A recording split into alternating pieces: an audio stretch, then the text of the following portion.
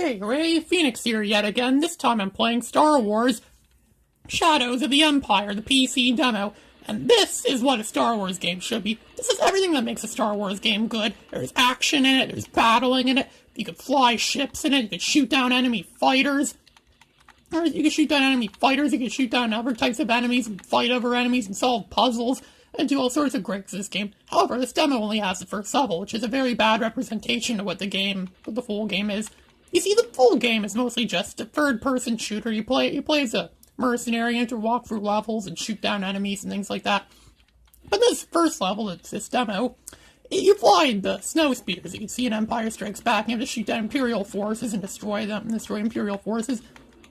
The thing is, if you were to judge the whole game based on this one demo, you'd say this game's probably like Rogue Squadron or something like that, where you just fly a ship and you shoot at stuff. Yeah, that's fun and good, but this is a bad representation of the whole game. I think they should have put like another level, and like they could have put like the second level and two to get a better idea, or make the two levels get the one level you get action, like a level where you actually play as the main character and walk through levels and shoot at things.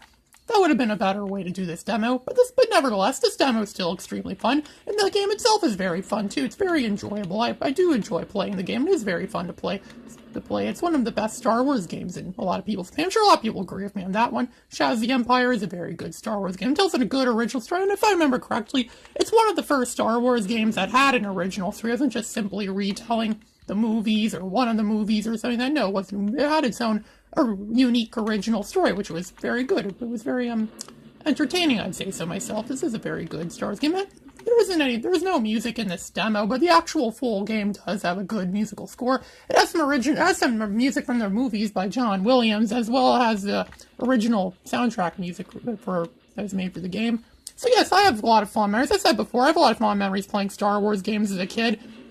I'm watching all the movies hundreds of millions of times, so I basically know them off the top of my head. I could replay every single movie in my mind right now, but no one wants to see that. But yes, I do play a lot of these Star Wars games. They are quite fun and enjoyable. There's hundreds of good Star Wars games there. Sure, there's a lot of crappy Star Wars games too, but there's a lot of good ones too. And this is definitely one of the good ones, one of the better Star Wars games.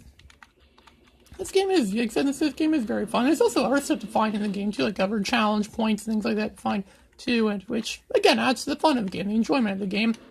This game is very enjoyable. I keep saying that, but it's true. This is a very fun. This is a good example of what a Star Wars game should be.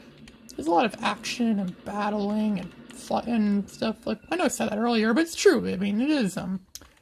It is very fun. It's very challenging too. This first level, I had trouble getting through this first level for a long time too. It wasn't until recently when I figured out how to beat it. But then again, I am playing this game on a keyboard too. This is a PC version after all, so I am playing this on a keyboard. Which keyboards, are not intended for a video game. It would be a lot easier with a controller. Because I also have the N64 version of this, which it plays a lot easier, of course. It's an N64 controller. Almost any controller imaginable is better than a keyboard. Unless it's an Atari 7800 controller, because the Atari 7800 controller was bad. Or even worse, the Atari 5200 controller. That controller was even worse. Those things are notorious for breaking, and yeah, Atari did a lot of stupid stuff back in those days. At least Nintendo didn't do stupid stuff back in those days, or any of these other companies. This is what a fun game should be. But any good game. A lot of people that make new games nowadays, a lot of new Star Wars games or new games in general, they should take notes from stuff like this. If more video games today were like this, I probably would own the new systems and play a lot of newer games and make videos of those too. But for now, I'm basically stuck with classics.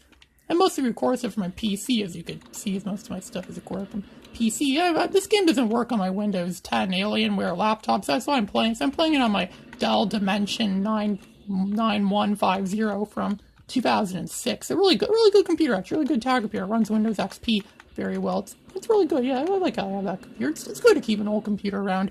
So every now and then, it's good to take out the old computer and do something with it. In case we end up with files or programs, things that don't work on new computers. Yeah, so you have a backup, or you have something else to use.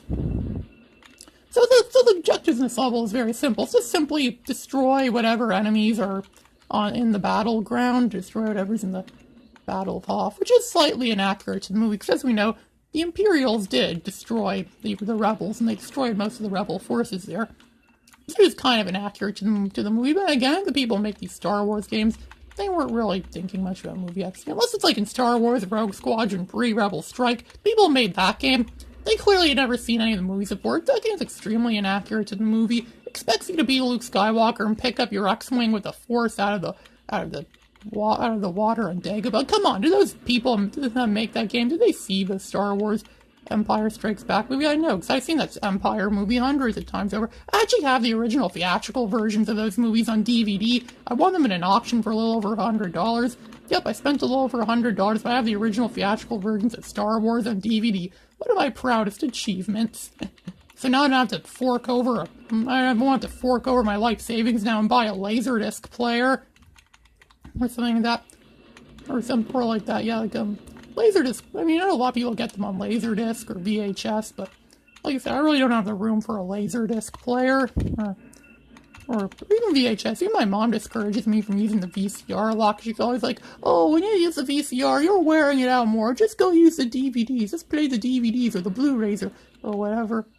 Yeah, so that's why I don't watch much VHS anymore. I don't know. I don't even know that many people still use VHS anymore these days. I kind of miss VHS sometimes, as strange as that may sound. But then again, I fully agree with DVDs, and Blu-rays are definitely better than VHS. Heck, I even think Laserdisc is better than VHS.